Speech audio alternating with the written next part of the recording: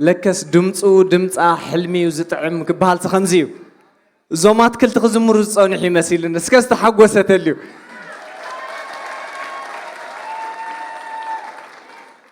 زي الدفافا دمصي ابوبوتو زاتو زسطمه غويتاي عزيزو يبارخكم اسكبلوم قال بركه تاوصلهم هاليلويا حدا نجر متصنن يرا وشتاي تا محبر املاخك اب عالم زلاس كمز عينت وهدت تزهلوا قبل صنيحه اب كل تشحن 26 نز نجر زغويت اخلو قويس كبلوا praise god هاليلويا اذا كله كنسمعوا زصنحنا بطعمي I don't know انا خغلصو يكدني بطعم دس يلن صنيحو نتي نزي كون زغبرو احوات كاني افلطو كيحبكم كحلف ايدلخون مالتي نزي دمص ازي ترينينج زغبروم زنبره وي دما زمهروم زنبره حونا خبر ابيو مالت ابز قدمينا صنحه دمق زباله طاقعيت حاولي كاون كاله زلو غزينا سوء قال ناي موزيقا تمرت زبوم زنبره دماني حونا تسفيت مرحوي دمق زباله طاقعيت حاولي نعوخا ابز عمد بزح تالنت خنرينا امين دو كاب نتي اب كلتشحن 25 زرانايو بزبلت منقدي اب كلتشحن 26 كنرينا ابز عمد زسوم طرا يكون سلطينوم كالون حونا اغلغالينان امورو برختون ناي فوتوغرافن فيديوغرافن سلطانا هيبو نساتوم يم كاز ميديا زكايدو زلو نعوخا دمق زباله طاقعيت كتبولي غانا اسكبلو غانا يسوع كريستوس غويتاي كالون كنرينا امين امين يا حجنا افتي زعبي نجر قال اغزابير كنكيدينا قال اغزابير كزارب كله اب قبر حواريات معرف 10 تقصر بعن حدنا بلي مسلني بيتروس دما نتقالتي كنغرو من كلو افتم نتقالتي زسمعوا وزبلوا منفس قدوس ورد إلنا آمين نتقال الناس معنا بحدش مقلات ناي منفس أملاخن بحدش مرخاب مس منفس أملاخن كون لنا آمين سكنز نجر زيزت أبابه باسترنا مدرك هاليلويا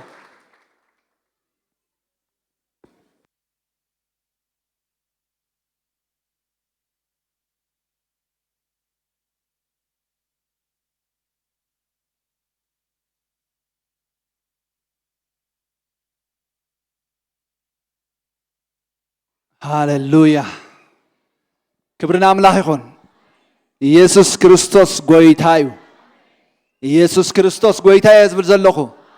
آمين كبرنا أملاخ يكون قال يخاتكم زي مبرهات بزح يدو حناس لزلو يريكم نيزلخو أغاش سنبت بوغرنا كنقبلوكم جيشكم زمصاخم حواتنا ما خلنا ندحر لكم كنكم جين ويلكم كبلكم يفتو مالتي እግዚአብሔር ይመስገን ኮሙን ፓስተር حرقوت برهانونا منغونالو يا ويلكم ፓስተር እግዚአብሔር ይባርካ ويلكم بلله ሰንበቱን ቃል እግዚአብሔር ከገልግለና ይክብርና አምላክ ይሁን አሜን አሜን ዶክ ሰማ አለኹም ዶ እግዚአብሔር ሰናዩ አሜን እግዚአብሔር ሰናይ እዩ محرتها እግዚአብሔር ሰናዩ እግዚአብሔር ሰናዩ እግዚአብሔር ሰናዩ እግዚአብሔር ሰናዩ كل ጊዜ ጥራ ይደዳ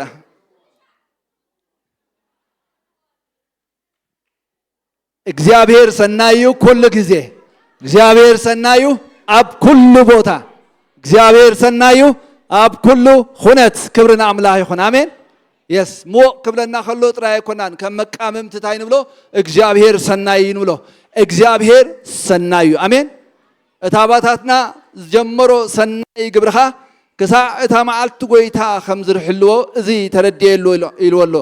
ቃል እግዚአብሔር ክብርና አምላክ ይሁን ስለዚህ ክንጽሊና ሞ አምላክ መስገን ክንጽሊና ሐጽር ጸሎት ክንጽሊና ሃሌሉያ ኢየሱስ ጎይታዩ ለማዓንቲ እዚ ናይ እግዚአብሔር መሰዊ አሜን እዚና እግዚአብሔር አልታሪው ክብርና አምላክ ይሁን ለሐለፈ ጊዜ ዛባ መስዋዕትን መሰውእን ንመሃር ደርና ክብርና አምላክ ይሁን እዚ ናይ እግዚአብሔር እንታዩ መሰዊ እዩ በዝምሸዚ ብዙሕ መሰዊታት በብቦቱ ኣሎ ገለ ናይ ጸልማት ገለ ከዓ ናይ ብርሃን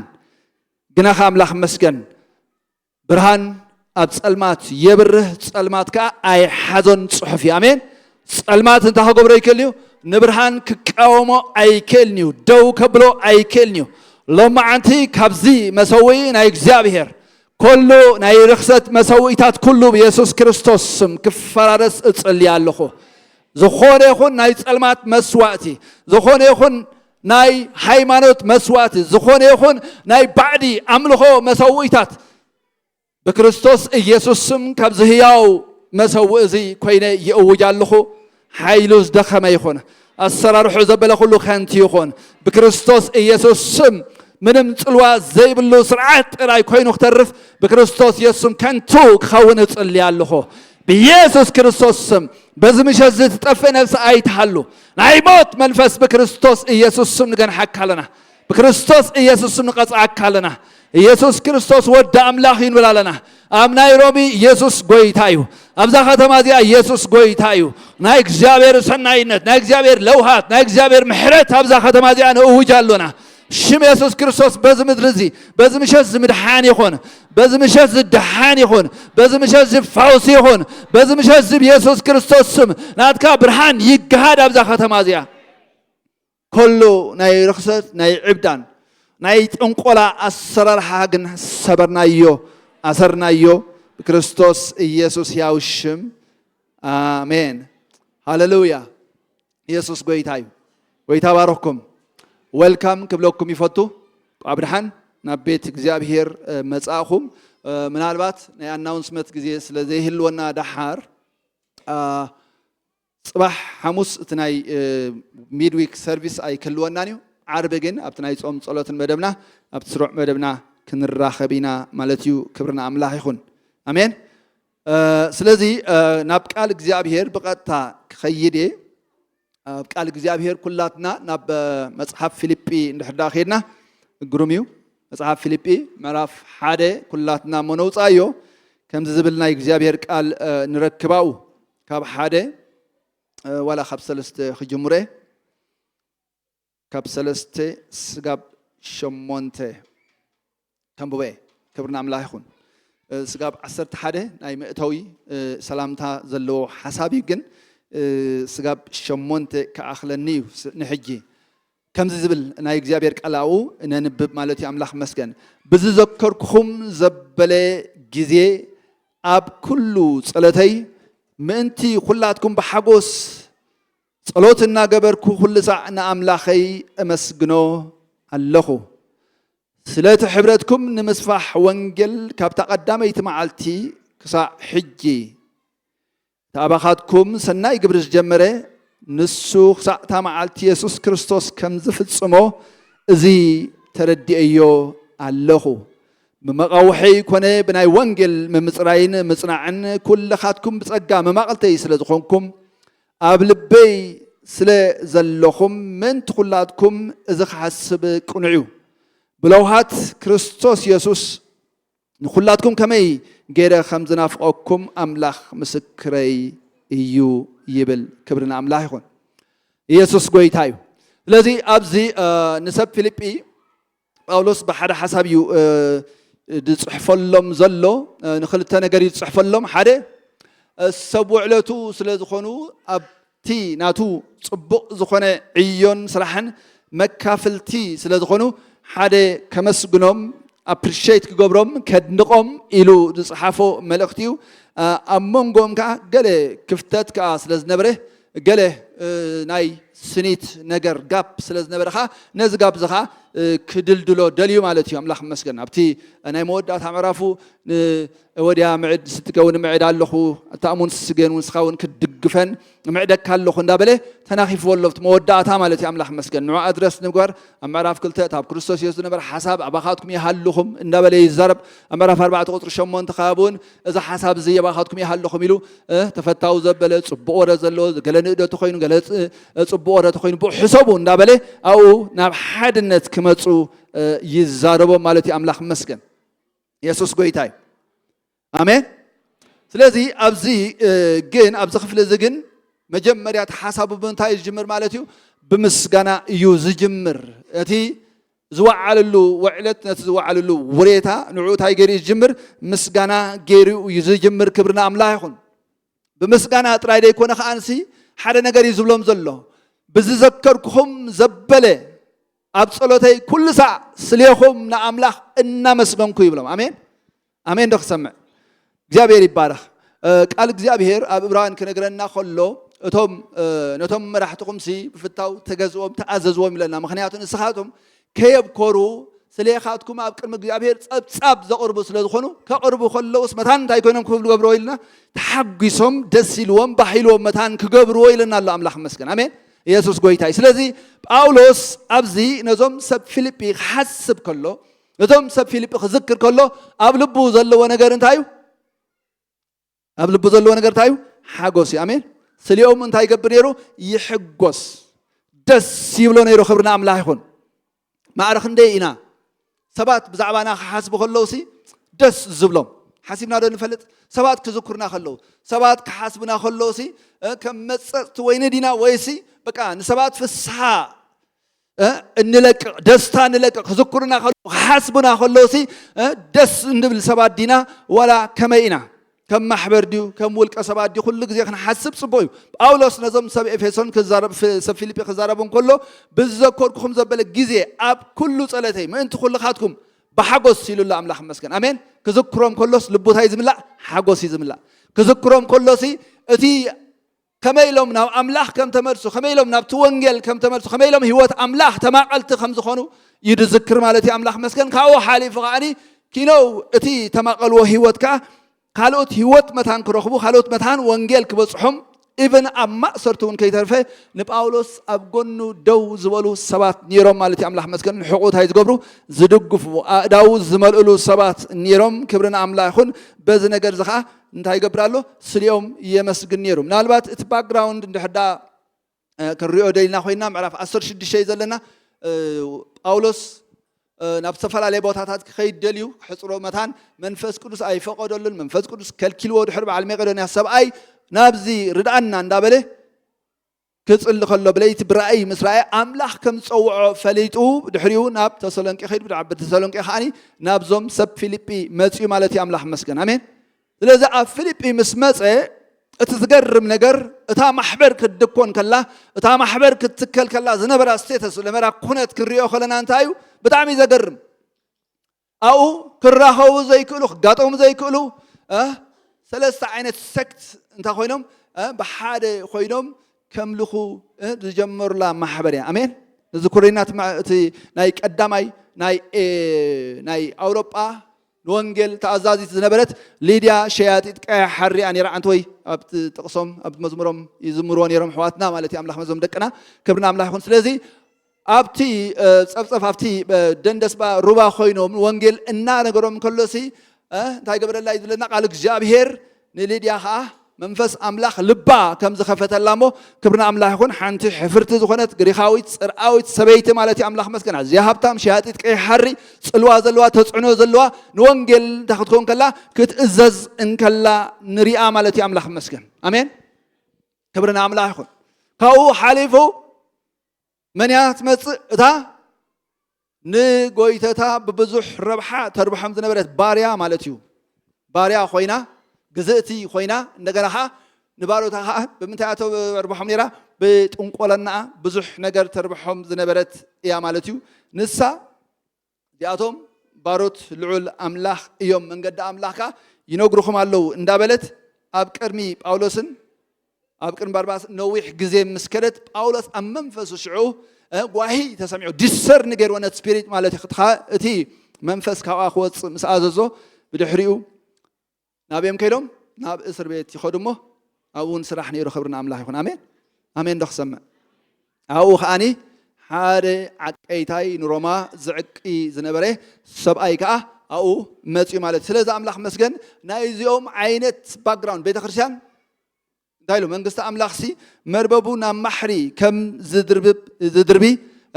ገፋፍ ዓሳ ትመስል ኢሉ ብዙሕ ዝዓይነቱ እንታይ ትገብር ትገፍፍ ክብርና ኣምላኽ ይኹን ኣሜን ስለዚህ አው ሓንቲ ሕፍርቲ ክብርቲ ሃብታም ዝኾነት ጽላዊ ሰበይቲ ነራ አው ሓደ ዓቀይታይ ነሩ አው ሓንቲ ባርያ ስለዚህ ነዚኣቶም ሓቢሮም ከምልኹ ከለው ሳምፕል ናይ መንግስቲ ኣምላኽ ይንሱ አሜን አሜን ደኽሰምዕ ኩሉ ኣብ ቤት እግዚአብሔር ብማዕረ بحادنت بفقري بسنيت مالتي أملاخ مسكن كوفيلو بزي قدس ناتو ستيتس ناتو خلاص ناتو درجة ناتو تمرتي ناتو حبت بزي قدس كبرنا أملاخن بحادة خوينو نا أملاخ كهبر كله خمر أي كاب زعب نجر يلن سلزانا إفيسون محبر كم زعينت محبر ينيره آمين تسايبلن إذا حدا خابتن باولوس حسبهم كله من البات الز خون خير يتعيز قبره دستان حقوسن زفترلو كبرنا أملاح يكون آمين ثلاثة أملاح مسكن سب بتي بكريستوس يسوع زرخبو ناي وانجيل برهان دا كمزنا اللومبر بزخون يكون ستاتس كلاس كجبر أبيت جابير جبو أيكون المالتي أملاح مسكن آمين ثلاثة بذكركم زبلة أب كل صلاتي بحقوس جنتايز جبنيرو بحقوس كاني يلمن أيكون ندبل دلو سليخهم انتهي لا قبركو إنا أمسجن كل أملاح مسكن آمين كبرنا أملاح يكون بزوح عينة صلاتات الله أتي دل عليه درجة نايت صلات جن كبرنا أملاح يكون أملاح انتهي مقباريو إنا مسجن كا نأملاح إنا أملاح كان أملاح كبري إنا هبكا أبكرمك جابير التقربو أملوخي آمين قبر الله يمبال كل يخلي يكونن قبر الله يمبال كل يدخله أيكونن نوندونا أملاخ سي حدا خباخا بستفعل عليه نجر حلف زبالن حلال لخينه كمان قبر الليل الكاس انتهى قبر يلمني مالته سلازي قبر الليل نايسب نجريو آمين قبر الليل نايم تاي نجريو نايسب نجريو سوبر ناتشورال نجر أيكونن نأملاخ قبر الليل انت بالك يوسي انت أيكون كانت قبر زل خمالتيو بمتن عبيتو بمتن قرمو بمتن تي ناتو لعلنا جنا أيقاطر كان زلخا أبكر من جوز كتمت خلخا أبكر من تسمعين مدرن زفتر جابير كتمت خلخا جن أولوس حدا باترن يري إن الله خبرنا أملاح خن سخان تايو بمس جنا آمين آمين دخ سمع بمس جنا كتمت خلخا جابير بزح سناي نجر الله أبتي بيت ما أسرت مسكودب أولوسن سيلاسن كأني بزيما نأملاخ انتهي نقبر خلو يزبلنا إنا مسجن وخلو يبلنا እግዚአብሔር مسجن إنا زمر خلو نملخ خلو مسرات ثابت كان تايكونه تناوز إلنا الله خبرنا أملاح يكون سلزي أملخو أبزلو سجدت أبزلو مسجنا أبزلو نجرك خيق قدم كان نجرك حمزلو إنده هلو خلو أبكر እግዚአብሔር بمسجنا بملخو خد قرب كلها እግዚአብሔር تايجبريو تعلق يأتو إيو خبرنا أملاح يكون آمين እግዚአብሔር ጣልቃ ያቱ እግዚአብሔር ነገራት ቀያይር ጅምር the same ሐሳብ ድሕዳብቲ ጳውሎስ በሚሽን ደረጃ ዝተላኸሉ ድሕዳሪና ራፍ 10:3 ናይ አንጾኪያ ማለት እዩ ማሕበር እታ ማሕበር ብጾሙን ብጸሎትን ንኣምላኽ ክልምኑ ከለው ዲያ ትብል ፔቲሽን ከቀርቡ ከለው ልመኖም ከቀርቡ ከለው ሕቶታቶም ከቀርቡ ከለው ዲያ ትብል ኣይኮነትን እንታይ ትብል ብጸሎቱን ብጾሙን ብጸሎትን ታገብሩ ከለው ንኣምላኽ كمسكون يكونتن كهجلجلو خلو كهننتاو زخونه هجلجلوت أبكر እግዚአብሔር ناي أملخو ناي مسجنا مسواتي عطان النعتن خلو خبرنا أملاح خود كهجلجلو خلو بلنا እግዚአብሔር يبارك دنجت منفس قدوس مسيو داخلهم كلنا نري نام ميشن كلهم نري باولوس برناباس نابتي زلاخ كلهم هيو فليلي لازم أملاح مسجنا أملاح كتملخو خلخا ناملاح قدمي أحبك عبيتو أقاصرك قرم أقاصرك خبرنا أملاح أبكرميو فجم النابلك خسجد كلها خبر لعلي دهاي مسي خبرنا أملاح يكون آمين هاليلويا يسوع قويتايو دهاي مسي من ريحتي مسي قايدان سي مسيو لازم እግዚአብሔር ይመስገን ዞም ሰባት يوم أبتا أنصوكي أزنبرت محبر ممران النبياتن كم زنبر مصحف قدس نغيرنا له ግን ካው حلف زبل መንገዲ بحوارياوي تلأخو خدو እግዚአብሔር ታገብሮም ከሎ ክልእኮም ከሎ ውጽኢት ናቱ ኻየን بعال محبر فيليبي تمسريتن النزارب زلنا مالتي أملاح مسكن آمين لذي أبي رباره تزعبي درجة ناي صلوت تايو ناو أملاح كن متسخلنا ناو أملاح كن قرب كلنا بمنتاينا هنقرب زلنا ماتيو بمسجنا آمين لازم مسجنا تزعبي أملخو تزعبي درجة ناي صلوت إيو بدحريو مسوات خامس قربك ንእግዚአብሔር ልዕል ምሰበልካ ምሰገድ ካሉ ብድሕሪት ክትገብር ትኽእል ኢኻ ሕቶታትካ ከተቕርብ ትኽእል ኢኻ ፕሪንሲፕል ኣቐሚጥልና ኣሎ ኣብቲ ምዕራፍ 4 ሃዋርያ ጳውሎስ ጠቒስዎ ኣሎ ማለት እዩ ድሌትኩም ዘበለ ብጸሎትን ልማንን ምስናይ ምስጋና ኣብ ኣምላኽ ይፈለጥ እምበር ብገለ እኳ ኣይትኾኑ ኣይትጨነቑ ክብል ኣብኡ ገሊፅዎ ኣሎ ስለዚ ብዛዕባ እንታይ እዩ ኩሉ ግዜ ዝጽሊ ዝነበረ ብዛዕባ እንታይ እዩ ኣብ ቅድሚኦም ኩሉ ግዜ ዘመስግን ነበረ ብዛዕባ እንታይ እዩ ኣብ ቅድሚ ኣምላኽ ስለያቶም ክሓስብ ከሎስ ደስ ዝብሎ ነበረ እንድሕር ኢልና ኣብቲ ቁፅሪ 5 ስለቲ ሕብረትኩም ንምስፋሕ ወንጌል ካብታ ቀዳመይቲ መዓልቲ ክሳዕ ሕጂ ታባኻትኩም ሰናይ ግብሪ ዝጀመረ ከዓ ንሱ ክሳዕ እታ መዓልቲ ኢየሱስ ክርስቶስ ከም ዝፍጽሞ እዚ ተረዲአዮ ኣለኹ ይብል ክብርና ኣምላኽ ይኹን ስለቲ ሕብረትኩም ኣሜን እንታይ ነይርዎም ሕብረት ነይርዎም ፌሎሺፕ ነይርዎም ክብርና ኣምላኽ ይኹን እቲ ስለቲ ሕብረትኩም ኢልዎ ዘሎ እቲ ኮይኖንያ ዝብል ቃል እዩ ተጠቒሙ ዘሎ እቲ ናይ ግሪክ ቃል ማለት እዩ ኣምላኽ መስገን እቲ ኮይኖንያ ከዓኒ ፌሎሺፕ ወይ ከላይ ሕብረት የመልክት ማለት እዩ ፓርትነርሺፕ የመልክት ፓርቲሲፔት ምግባር ምና ሓድሕድካ ምድግጋፍ ምርድዳእ የመልክት ማለት እዩ ኣምላኽ መስገን ሓቢርካ ኣብ ሓደ ነገር ተማቃሊ ምዃን ኮሚኒየን ከዓ የመልክት ማለት እዩ ኣምላኽ መስገን ስለዚ ጳውሎስ ስለ ሓደ ነገር እዩ ንኣምላኽ ዘመስግኖ ዘሎ ማለት እዩ ኣሜን ስለንታይ ስለቲ ሕብረትኩም እቲ ሕብረት ግን it's not a community ግን ኣይኮነን ክብርና ኣምላኽ ይኹን ኣሜን ኣሜን ዶ ክሰምዕ ኮሚኒቲ ብዘለካ ምድራዊ ድሕረ ባይታ ኢኻ ትእከብ እዚ ተልእኾ እዚ ዝፅዋዕ እዚ ሕብረት እዚ ግን ኣምላኽ መስገን ሰማያዊ ኣጀንዳ ዘለዎ ናይ ሰማይ ብስራት ዘለዎ ናይ ምድሓን ጽቡቕ ዝኾነ ዜና ዘለዎ ወንጌል ዘለዎ ኮሚኒቲ ክብርና ኣምላኽ ይኹን ኣሜን ምኽንያቱ እቲ ሕብረትኩም ኣብ ምንታይ ዘማእኸለ እዩ ኣብ ወንጌል ዘማእኸለ እዩ ኩሉ ግዜ እንገብሮ ሕብረት እንገብሮ ፌሎሺፕ ወይ ንወንጌል ኣድቫንስ ዝገብር ልሕዳደይ ኮይኑ ወይ እውን ንሕና ኣብቲ ወንጌል ብርሃን እንታይ ዝብለና ናይ እግዚኣብሔር ቃል ካብ እምነት ናብ እምነት ጽድቂ ኣምላኽ ብወንጌል እንታይ ይኸውን ይገሃድ ኢልና ኣሎ ኣምላኽ መስገን ኣብ ህይወትና ጽድቂ ድገልጽ ብርሃን ዘምጽእ ንእግዚኣብሔር ሞር ክንፈልጦ ኣጸቢቕና ዓሚቕና ክንፈልጦ ዘይገብር እንድሕር ደኣ ኮይኑ ኣኼባ ኣወዳትን ኣዋልድን ኮይኑ ጥራይ ይሰርፍ እዚ ግን ከምኡ ዓይነት ኣኼባ ኣይኮነን ነይሩ ክብርና ኣምላኽ ይኹን ኣሜን እቲ ምእካቦም እቲ ምርኻቦም ኩሉ ግዜ ንሓደ ነገር ዝዓለመ እዩ ማለት እዩ ንሱ ከዓ እንታይ እዩ ንምስፋሕ ወንጌል ኣሜን ስለዚ እዞም ሰባት እዚኦም መጀመርያ ንሳቶም ባዕሎም ተኻፈልቲ እንታይ ኮይኖም እቲ ናይ ወንጌል በረኸት ተኻፈልቲ ኮይኖም ሃዋርያ ጳውሎስ እዚ ኩሉ ዝገብሮ ዘለኹሲ ነቲ ወንጌል ማለት እዩ ንርእሰይ ከዓ ካብኡ ክካፈል ኢለ ኢሉ ኣሎ ጳውሎስ ኣሜን ምክንያቱ ናቱ መሰል እናሓደገ ነቲ ናይ ወንጌል ነገር ምንም መሰል ከይወሰደ እንታይ ገብሮ ነይሩ ይሰብኮ ነይሩ እዚ ዝገብሮ ዝነበረ ንምንታይ እዩ መታን ተማቃሊ ክኸውን ካብኡን ኢለ ኢሉ ኣምላኽ መስገን ስለዚ እግዚአብሔር ይባረኽ እዚ ሕብረት እዚ ኮይነንያ እዚ ዝዛረብ ዘሎ እንታይ እዩ እቲ ናብ ሕብረት ወዱ ኢየሱስ ክርስቶስ ተጸውዕና ሓደ ዝኾናሉ ምስ ክርስቶስ እዩ ዝዛረብ ዘሎ ማለት እዩ ኣምላኽ መስገን ኣሜን ስለዚ ቀዳማይ ሕብረት ብዛዕባ እንታይ ዝዛረብ ዘሎ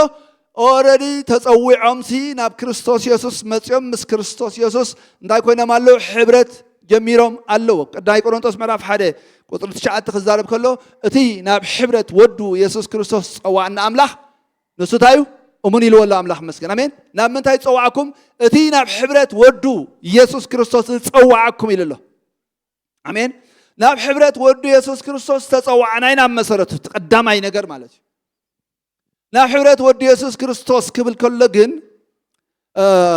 እቲ ሕብረት ምስ ሕበርካዮሲ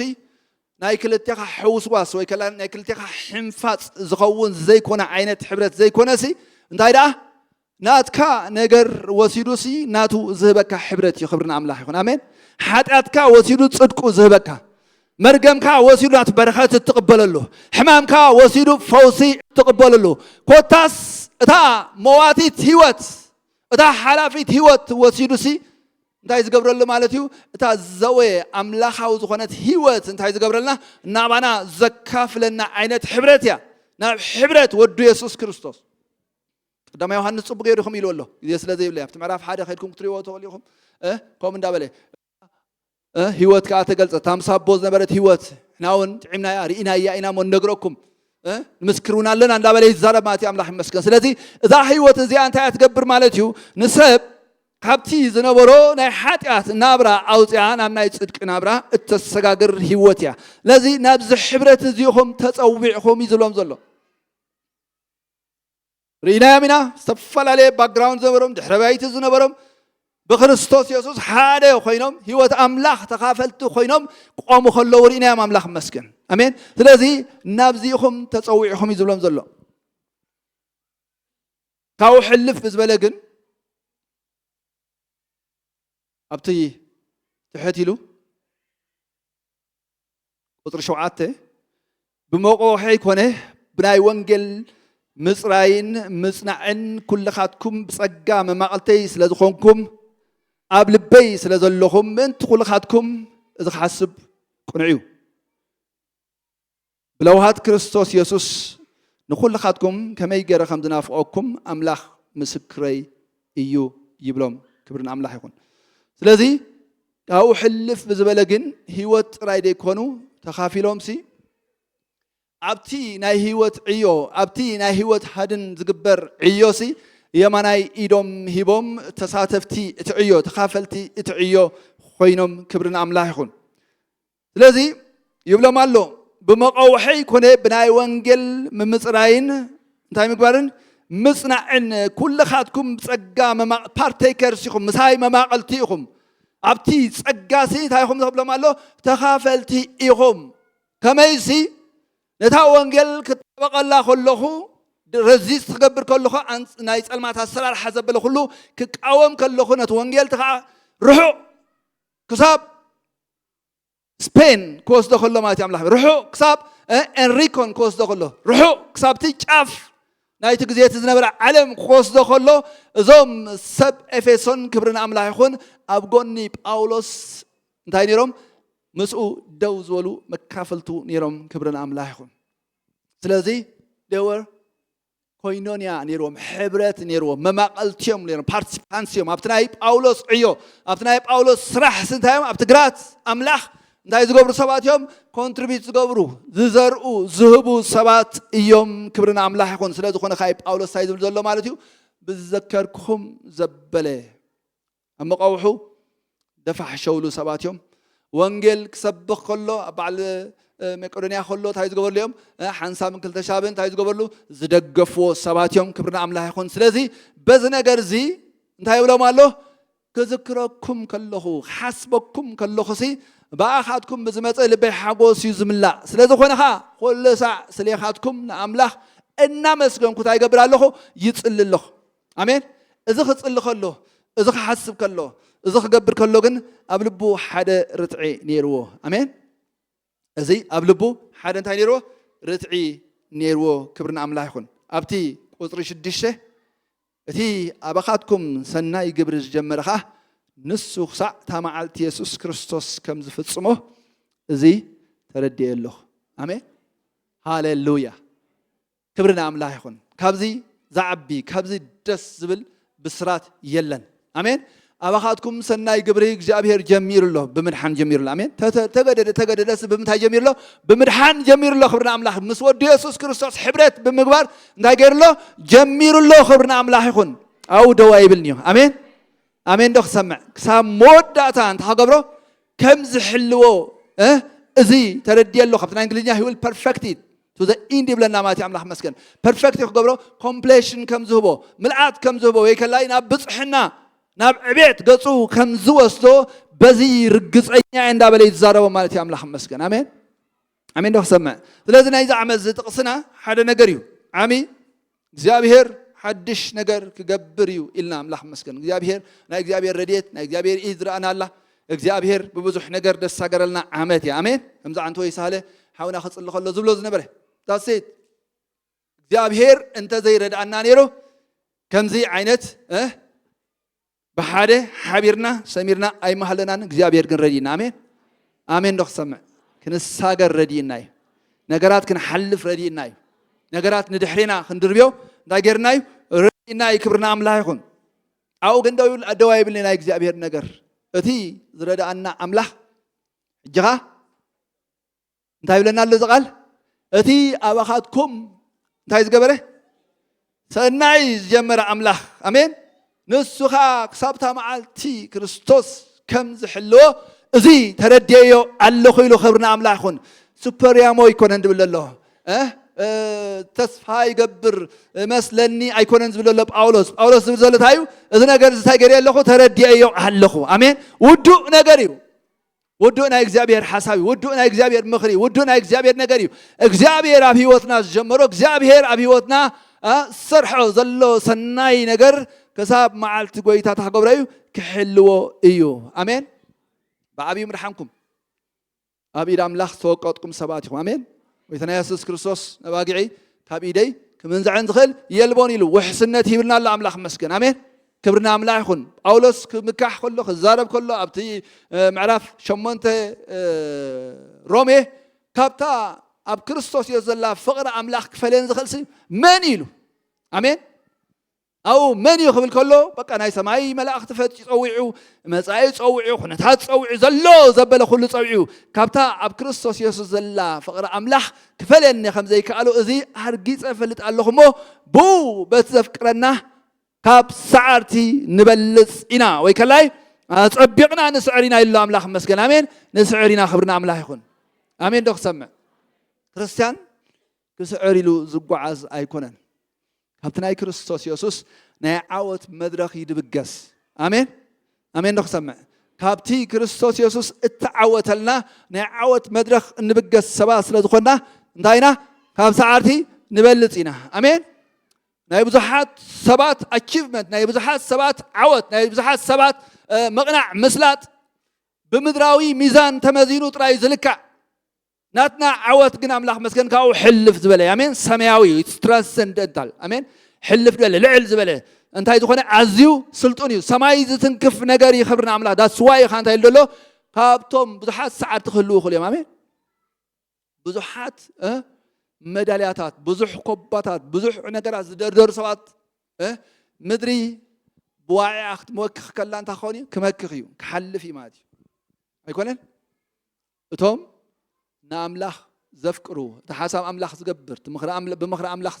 زملا لسجن أملاخ مسجن عيو تايخون اللي يتأن علي لنا له قد يكونوا تسمع لفسر خزارب كله سلسلة زبير مسجن اتأباحاتكم جمرو سناي جبريك سبتها معلت قويتها خمس حلوة نايجري الله إزي تردي الله انتهي سلز رأيي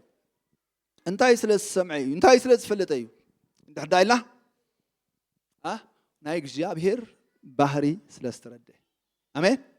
أمين دخ سمع أولوس كمزيلو دفيرو لبو مريلو نزارب زلو he knows هذا نجار يفلت أملاح مسكن ناي أملاحو لبي يفلت يخبرنا أملاح يكون أمين بزح جزء سبات دد حرت أمرات يقويهم بزح جزء سبات دد حر نجارات يقويهم نعم لاحظ دليلو مخنيات بزح جزء سبات بمخنياتو إذن تتجبر إلهم يوم أولوس كنكم عين السبع نبرن زلوا زبلوا كل sacrifice جرو نايك زابير كبريز أم نايك زابير كبريز دل السب نيرو كبرنا عملاح يكون أمين خلاص زراربان نايك زابير لبي زدل السب نيرو نايك زابير لبي زدل السب منهم نقرأ يقول لني أمين أمين دخل سمع نايك زابير لبي زدل السب منهم نقرأ هيقول لنيو إدو زدليجين إذا أملاخ رخيبوا لب أملاخ كي رخبه أمر بدأ أخترف يخيل يخم إسرائيل وين عقد سكنا قرنا خلوا بدأ إسرائيل وين نموسى من جد تاتو إسرائيل جنا أنت هكبره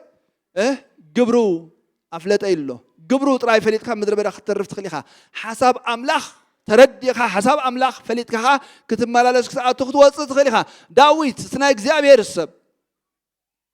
دايد بلنا أنا إجزابير قال ني ساول مش شمخ أني كم لبي زبله داويت ود السي كم لبي زبله فقادي زقبر سبعي الرخيبة هلو خيلو نعوخ شمخ اللوندري مالتي أملاح مسكن آمين كم تاي زبله كم لبي زبله داويت كم نسنة تحزي ناملاح تاجروا he followed him ልብ ኣምላኽ ደልዩ ስዒቦ ክብርን ኣምላኽ ይሁን ልብ ኣምላኽ ደልዩ ሰዓበ ኢዱና ይስእኖኒ ኣሜን ኢዱና ይስእኖኒ ክብርን ኣምላኽ ይሁን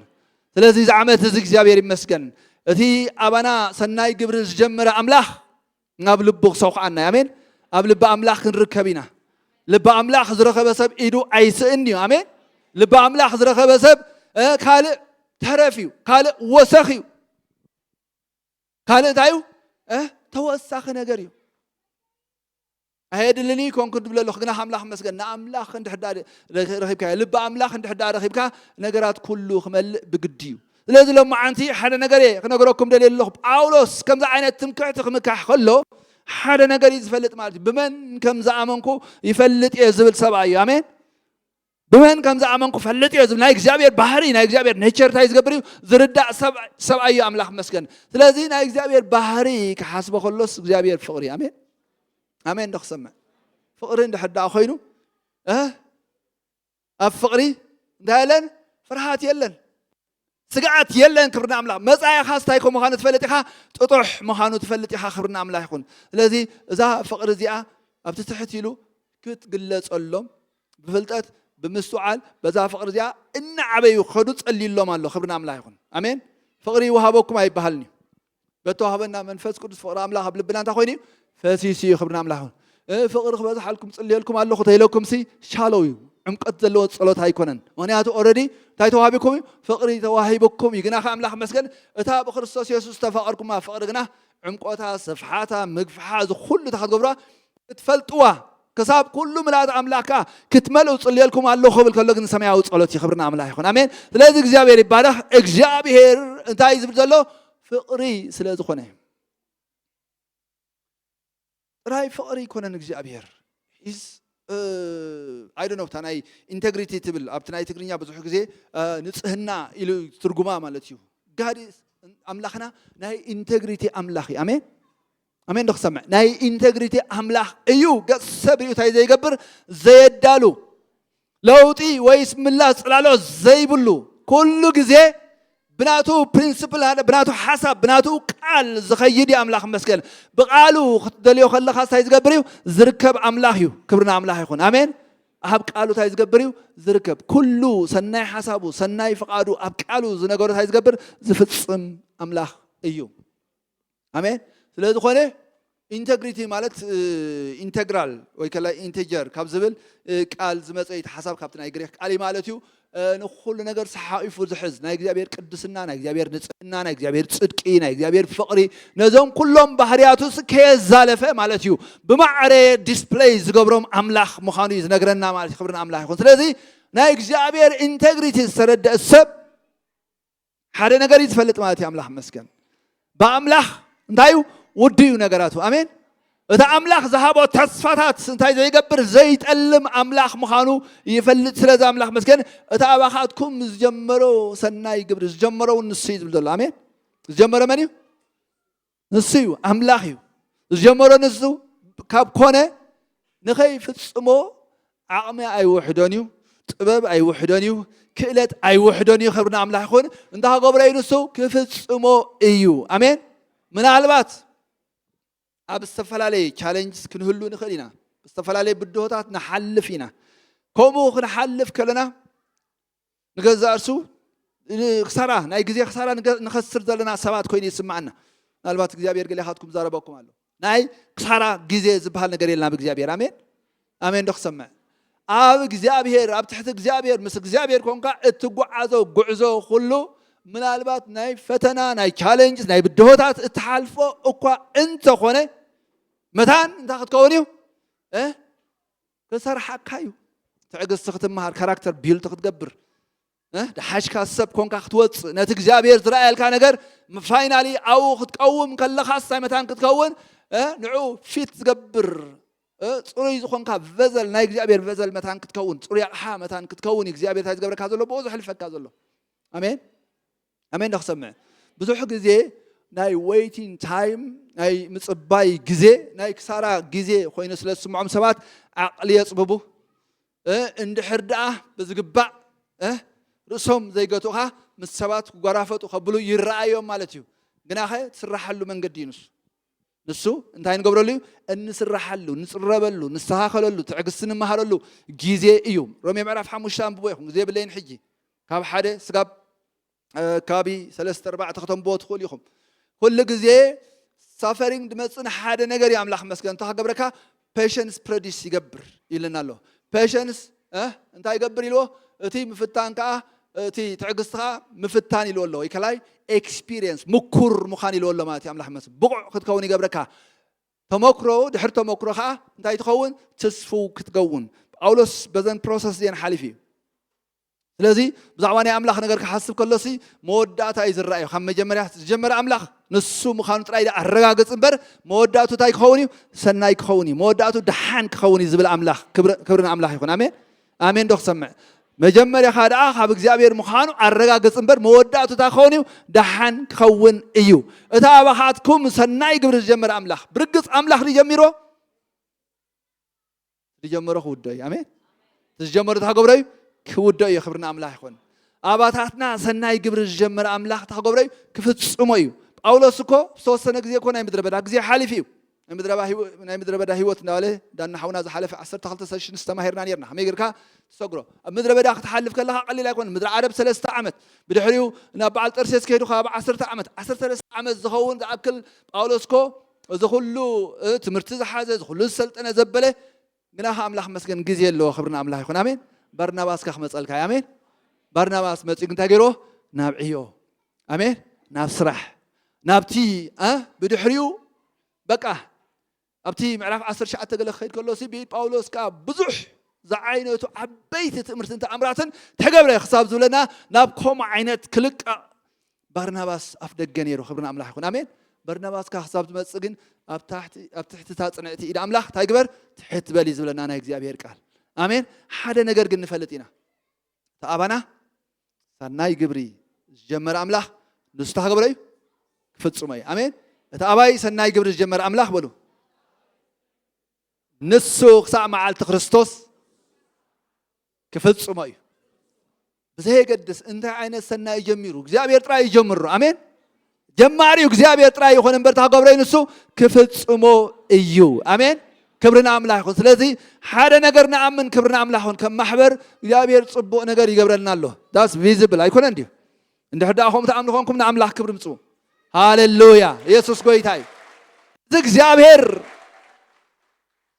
እዚ እግዚአብሔር ኣብ ማእኸልና ዝገብሮ ዘሎ ነገር ክሳብታ መዓልቲ ጎይታ ተኸብረ እዩ ክፍጽሞ እዩ ኣብዛ ማሕበር እዚኣ ብዙሕ ጽቡቕ ነገር ተገይሩ ብዙሕ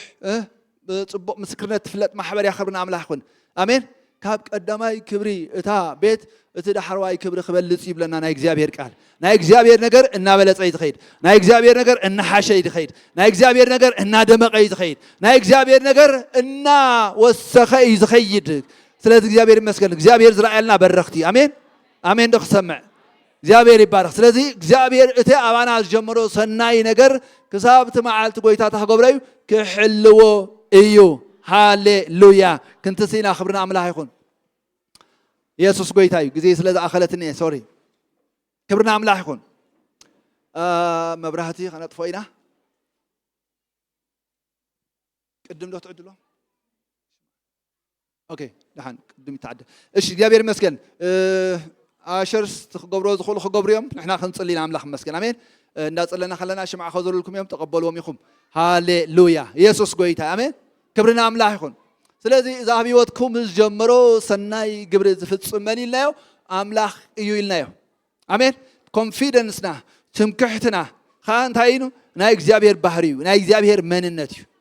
ትምክሕትና መን እዩ ናይ እግዚአብሔር መንነት እዩ እስክበሉ ትምክሕተይ ናይ እግዚአብሔር መንነት ይበሉ ትምክሕተይ ናይ እግዚአብሔር መንነት እዩ ትምክሕተይ ናይ እግዚአብሔር ስም እዩ ስም እግዚአብሔር ጽኑዕ ግንቢ እዩ ጻድቕ ናኡ ሃዲሙ ይዕቆብ ብለና አምላኽ መስገነ ዕቁባ ዝኸውን ስም አምላኽ ኣሎና ንሱ ያህዌ ጃይራ ፈዋሲ እዩ ንሱ ያህዌ ራፋ ንሱ ፈውሲ ዝህብ በረኸት ዝህብ አሜን ዝባርኽ ዝፈውስ ክብርና አምላኽ ይኹን ንሱ ያህዌ ነሲ ሰንደቕ ዕላማና ዝኾነ ቀቅሜና ንውግእ ዝስለፍ አሜን እግዚአብሔር ተዋጋኢ እዩ ስሙ ኸዓ እግዚአብሔር አሜን እግዚአብሔር ተዋጋኢ ስሙ ኸዓ እግዚአብሔር እዩ ኣብዚ ናይ እግዚአብሔር ሰራዊት ዘይተሰለፈ ኩሉ ኢሉ አላይን ዘይገበረ ምዝና እግዚአብሔር ሰራዊት ወይሎ ምክንያቱ ቃል እግዚአብሔር ክዛረብ ከሎ እታ ምድሪ በቅድሚኦም ከም ገነት ብድሕሪኦም ግና ከም ጸምጸም ምድሪ አይሎና የስ ናይ እግዚአብሔር ሰራዊት ኮሚ አሜን ክወፅእ ከሎ ለውጥ ይገብር እዩ እናህሞ ኸይድ ሃሌሉያ ያህዌ ሻሎም ሰላምና ዝኾነ ሰላምካ ተወሰደሎ ያህዌ ሻሎም ምሳኻ አሜን ያህዌ ሻሎም ምሳኻ እዩ ሰላምካ ክመልስ ያህዌ ሻሎም ምሳኻ እዩ ሰላምካ ክበዝሕ ያህዌ ሻሎም ምሳኻ እዩ ያህዌ ጽድቅና ዝኾነ እግዚአብሔር ሽሙ ይባረኽ አሜን እግዚአብሔር ጽድቀ ይበሎ አምላኽ መስገን ሰብ ክኸሰኩም አይትሕደጉ ሰይጣን ክኸሰኩም አይትሕደጉ ኩነታት ክኸሰኩም አይትሕደጉ እግዚአብሔር ጽድቀ ይበሎ አምላኽ መስገን ሃሌሉያ የሱታባይ ጽድቂ ዘንበረ አምላኽ ብጽድቅኻ ኸመላልሰኒ አሜን እታባይ ጽድቅ ዘንበረ አምላኽ ብጽድቂ ኸመላልሰኒ ያህዌ መቃደሽ እቲ ብቅድስና ጽዋዕና አምላኽ ሃሌሉያ ንኽብሩ ክቅድሰኒ ንኽብሩ ክፈልየኒ አሜን የስ አባይ ጀምሮ ሰናይ ግብሪ ክሳብ መዓልቲ ጎይታ እናወሰኸ እዩ ዝኸይድ አሜን እናወሰኸ ኸይድ እዩ ሃሌሉያ ኢየሱስ ጎይታ እዩ እግዚአብሔር ጽድቀ ይበሎ እግዚአብሔር ሰላም እዩ የስ ናይ እግዚአብሔር አስማት አውጆ አምላኽ መስገን የስ ያህዌ ጸባዖት አሜን ናይ ሰራዊት ጎይታ እግዚአብሔር ሽሙ ይባረኽ ጎይታና ንሱ እዩ ንሕናኻ ሰራዊት ናቱ ሰራዊት ልዑል አምላኽ ኢና ሰራዊት ልዑል አምላኽ ኢና አነ ናይ ልዑል ሰራዊት ይበሎ አምላኽ መስገን ብጽድቂ ዝስለፍ ብቅድስና ዝስለፍ ሃሌሉያ ሰይ ተዛረቦ አምላኽ መስገን ተዛረቦ ተቃል የስ እግዚአብሔር ጽድቀ ይበሎ አምላኽ መስገን እግዚአብሔር ሰንዳቅ ዓላማ እዩ እግዚአብሔር ሰላም እዩ እግዚአብሔር ምሳይ ይበሎ አምላኽ መስገን ያህዌ ሻማ እግዚአብሔር አብአዩ ያህዌ ሻማ እግዚአብሔር ሰላም ይበሎ እግዚአብሔር ምሳይ ይበሎ ሃሌሉያ የስ ራና ማጋራ ላቦ ሲራ ላባሳ